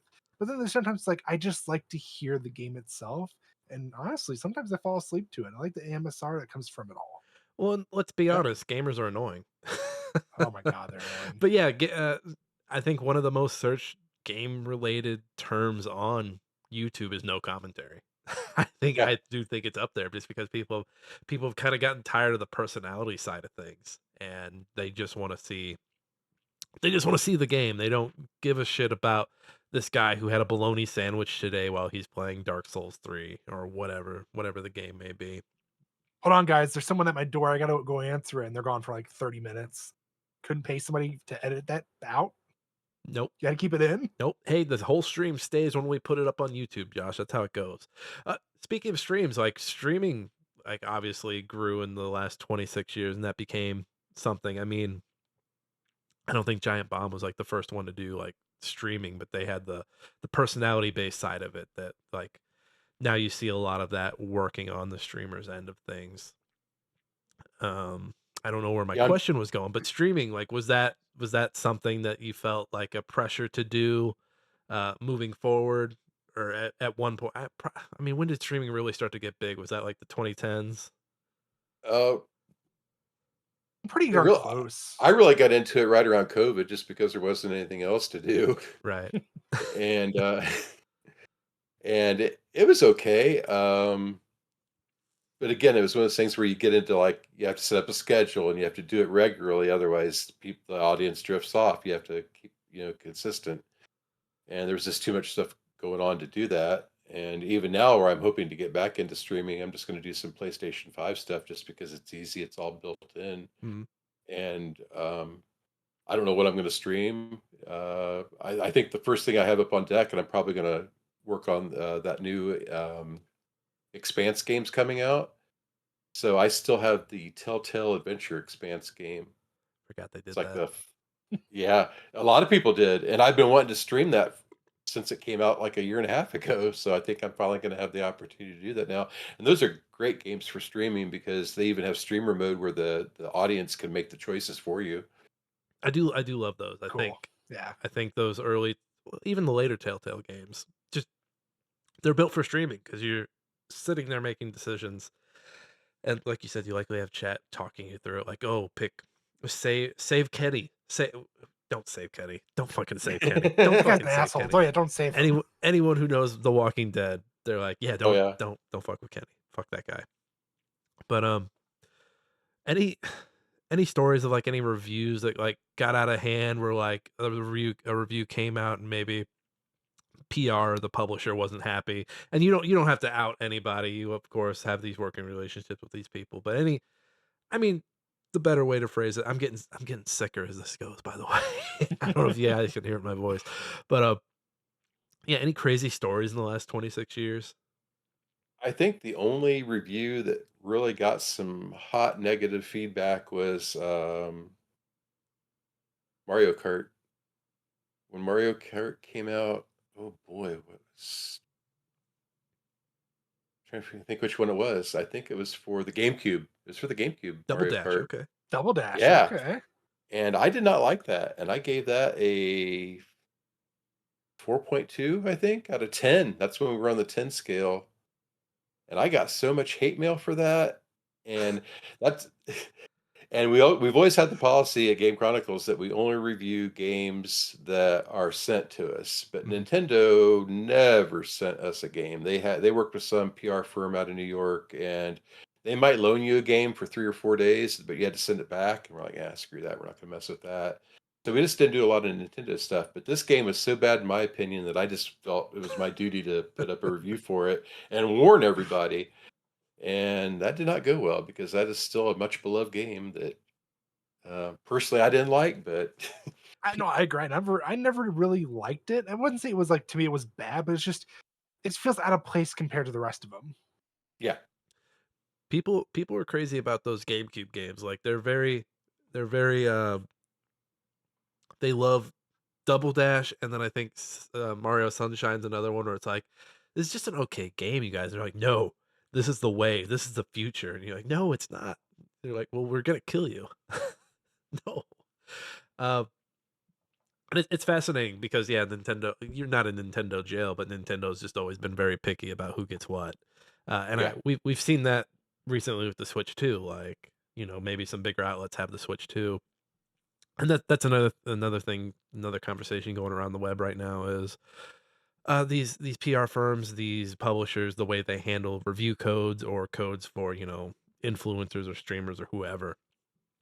And, yeah, it seems like access is as as the number of outlets shrink, the access to review copies is also shrinking.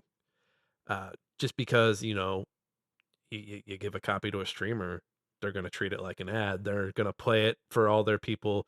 They're guaranteed viewers of what 20,000 or whatever the hell, however many people they have watching, and they're gonna treat it like an ad and not a review. And from a publisher's mind, they see that and they're like, "Hmm, yeah, we want that guy. That guy's not gonna say anything mean about us, as opposed to Mark over here that's gonna give us a 4 out of 10, that fucking bastard." Yeah. So it's really muddy. And to go back to the reviews real quick, since Josh and I have written for the site, there have been no numbered reviews. When did that become a thing? When did you guys start to, you know, get away from the review scores? And was that part of the access issue you guys were having with publishers or anything like that? This is gonna sound really really ghetto here, but we stopped reviewing, doing scored reviews when my, WordPress theme crashed and I had to switch themes, and the new theme no longer supported scores. I'm not mad at that. Yeah, it crashed the database, and we lost all the scores for now. You can still go back if you go to the website. There's still an archive section for when we started up to 2012, and that's all hard coded HTML. I hand coded every review for the first however many years, and those are still scored. Some of them are on a 10 scale, some of them are on a star scale. So, because we switched around back in the day, so Do you look back, do you have a review that you're fond, like a game that you reviewed, and maybe the review itself that you're fond of, that you still, like, go back and like, "Yeah, this was my shit." oh, wow. Um,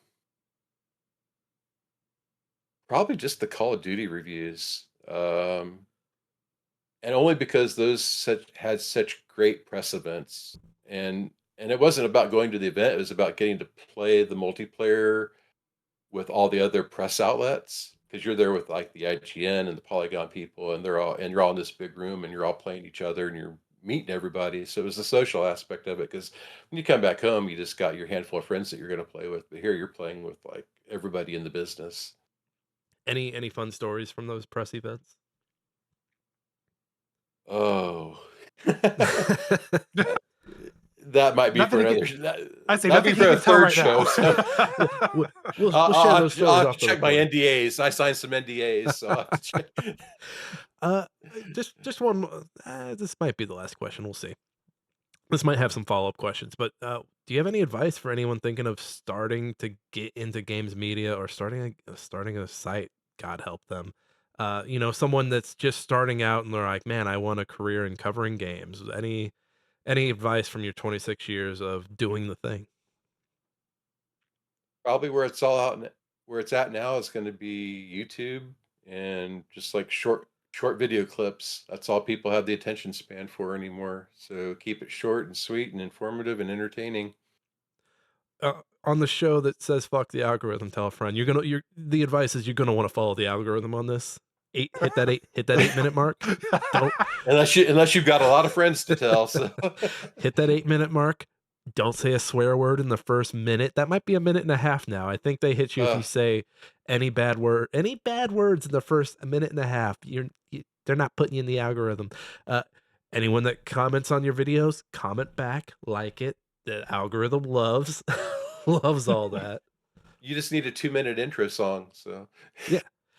And and then find some really yeah, 2-minute intro song, and then find some really pretty, gameplay, like, find a good gameplay loop from what you recorded, and then just repeat. Those are my least favorite videos, by the way, the ones that have, like, that one gameplay loop that's, like, a minute long that just replays as they're saying Oh, and whatever they're saying. It's like, you yeah. really like, this is a 10-minute video, you couldn't get 10 minutes of you playing the game, bud. come on. Just go record like part of a trailer or something, you fucking loser. Mark, coming away from 26 years, is there anything you want to share as you exit the world of games media? Is there anything that we should know moving into the future? I mean, YouTube obviously, but just anything we didn't touch on. I don't think owning games is going to be a thing in the future. I think go ahead and get your subscription services and just it's a buffet. Try them all, and You're threatening us now. We don't like this, Mark. We thought we were friends. Mark, this is a pro physical media show. I'm gonna need you. What's the meme all over Reddit all the time where like it's the little guy that like looks like a little triangle. He's like in front of my Gears of War 3, but it's always like the most random thing that he's holding. hey, switch to is spoken. There are no more games. It's just little electronic keys now. So Which blows my mind. I'm like, you're selling me a $70 case that has a code in it. Make that make sense. yeah. Oh So they're not doing littles no, at it all. is literally no. They got rid of. I thought they were doing them. They were like a different color and everything. They're giving the developers the ability if they want it, but a lot of them are choosing not to. Especially Cheaper, all the first cheaper. party games. They're like, yeah, no, we're good. We don't have to pay for the plastic? Yeah, okay, great. That's sad. But yeah, Mark, don't come for my physical media. Don't you do it.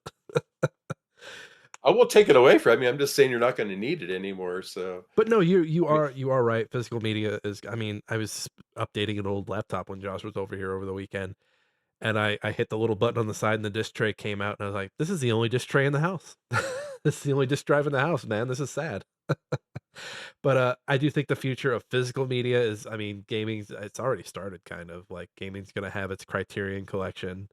I forget the site that does it. It's not 8-bit studios or whatever, but the specialized like, hey, we're doing a re-release of a physical copy of Gears of War 1 or a physical copy of Yoshi's Island, and that will be the physical media marketing. Like the Xbox and PlayStation aisle at Target is, I mean, it's almost gone already, but those will be completely gone. You'll be uh Hideo Kojima will be 90 years old in the Criterion gaming closet pulling out a copy of Boktai, The Sun Is in Your Hands. Like, this is a very good one, and then put it in his bag.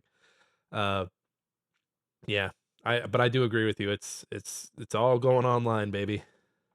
that's a deep pull you just did right there because I actually reviewed that. Well, I didn't review it, but we reviewed it on the site. The block tie game that that had came, the solar yeah, the solar receiver on it. Yeah, Yeah. that came out yeah. before the Game Boy Advance SP, right? So you were playing on a screen that like wasn't very friendly with sun, if I remember correctly. Right. And so you were squinting, but you needed to be in the sun. So you're like sitting there straining your eyes. I imagine it was a better experience once you got the backlight on the SP. But before then, 4 out of 10. Get the fuck out of here, Kojima. Mark, thank you so much for coming on the show. We love getting to catch thanks up for with having you.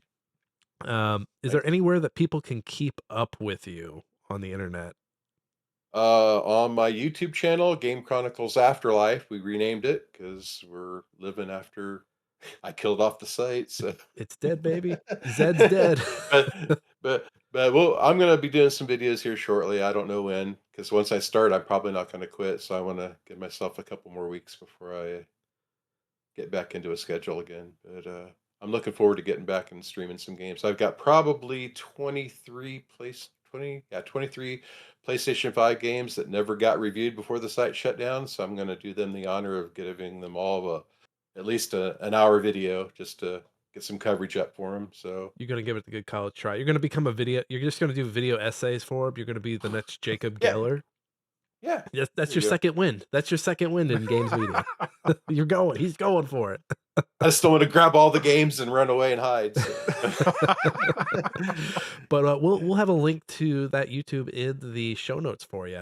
Anyone that wants to keep Thank up you. Yeah, anytime. Love supporting our people. You are officially a friend of the show. When you've been back more than once, you are All right. officially a friend of the show. It's happened. It means you don't hate us completely, just enough that you come back to shit on our physical media. Will he come back? Okay. Will he come back a third time? We'll see. We'll see. It Hey. might, maybe not. He might will he be the first third? Would he be? I think he would be the first I third. think he would be. I think you're right. I'll come up with some press event stories for that. Hell yeah. Okay, Hell yes, yeah. I like it. I love it. I think this might be one of our longer episodes that isn't a goatee or goatee so. So we're gonna finish this up. You can find me, Nick, at Blue Sky at nickkaufman.com. I always have to think about that. It's always weird. That's also my website where you can find some writing on there, including my articles on hard drive. I'm getting close to my 100th article. I'm really hoping that happens here before the summer is over. I think I'm at like 93, so it's getting close. It's getting close. Keep an eye out for those. You can also find me on YouTube and Twitch at Nick Fat Night. I'm not streaming as much, but I am streaming Wordle when I remember to do it. So those are fun little 5-minute streams, and I may be helping out with an upcoming hard drive fundraiser stream, doing something a little fun over there. So keep an eye out for that. And then also just words. Well, not on Game Chronicles anymore. It's dead. Damn it. Damn it. We're hibernating. We're not dead yet. We're not dead yet. We're just sleeping. We're at hospice. We're in hospice. They're keeping us very fed. it's very cold, and we're just gonna close our eyes for a little bit. That's all. Yeah, I can turn this thing back on. Well, make me start this back up again. Don't have to threaten me. Josh, where can the people find you? You can find me anywhere and everywhere, and I'm Josh Saying. You can also find our words and our podcast on our wonderful website, Smashing Game Time. Yeah, smashinggametime.com. We have a website. Support us because we're gonna have to pay. We're gonna have to pay for that again at the end of the year. So support us. Support the show any way you can. It's Josh's turn. It's Josh's turn. I don't care if you supported it. No. Yeah, like Josh said, we have words on that site. I'm working on something for South of Midnight. So keep an eye out for that. And then Goaty So's coming up, so we're gonna have lists. Mark, we would love for you to make a list for us for Goaty So this year. If you of course feel like writing words, unless you're hiding and hibernating. We also take video form. It doesn't have to be words. No, it doesn't have to be words at all. As always, thank you to Alex Marvin Clark for our intro and outro song Hunt Him Down. We've got a link to his SoundCloud down in the show notes. Guys, I'm getting sicker. I'm going to get out of here. Everybody, this has been Smashing Game Time. I hope you've all had a smashing great time. We'll see each and every one of you next time.